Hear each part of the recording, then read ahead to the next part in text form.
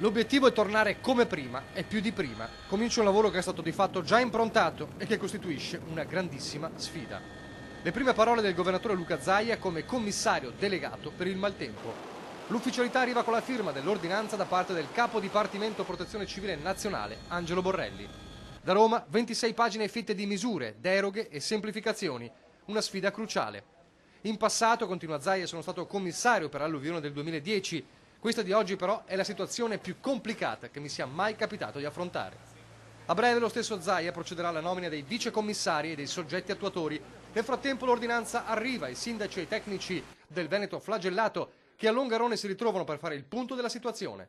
26 pagine, 6 delle quali fatte di deroghe alle norme nazionali, necessarie per abbattere la burocrazia asfissiante. E il lavoro sarà moltissimo. Abbiamo strade in grave dissesto, abbiamo situazioni di rischio sopra le strade, sopra i corsi d'acqua, quindi sopra i centri abitati, dobbiamo intervenire in tempi brevi. E tra i punti chiave spiccano misure nuove mai applicate. Abbiamo previsto anche una misura straordinaria perché è la prima volta che la applichiamo, quella del nuovo codice, questo contributo di 5.000 euro per i privati e 20.000 euro per le attività produttive per i primi interventi di ristoro dei danni e ripristino delle attività. Contributi una tantum riconosciuti solo nelle parti eventualmente non coperte da polizze assicurative. I commissari inoltre sono autorizzati ad assegnare un contributo per l'autonoma sistemazione ai nuclei familiari la cui abitazione principale sia stata distrutta in tutto o in parte o sia stata sgomberata.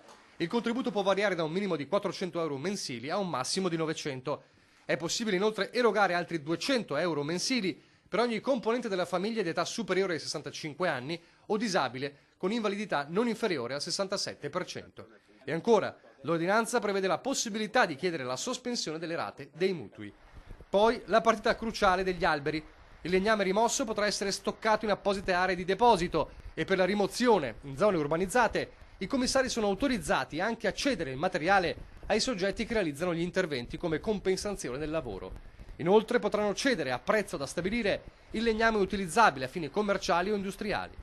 La tabella di marcia è strettissima, 3 giorni di tempo ai privati per rimuovere gli alberi nelle loro proprietà, altrimenti i sindaci agiranno d'ufficio. C'è un tema che a me è stato rappresentato, il problema del marciume, del legname. Dobbiamo intervenire prima dell'avvio della campagna invernale, delle nevicate. Tra le misure poi anche l'uso dell'esercito per il controllo antisciacalli. Unica nota stonata di oggi, l'assenza a Longarone di molti primi cittadini, come quelli dell'area del litorale colpito. Pensavo che ci fossero tutti, perché noi in Veneto trattiamo tutti nella stessa maniera. Quello che ho chiesto è di avere fiducia, non abbandoneremo nessuno.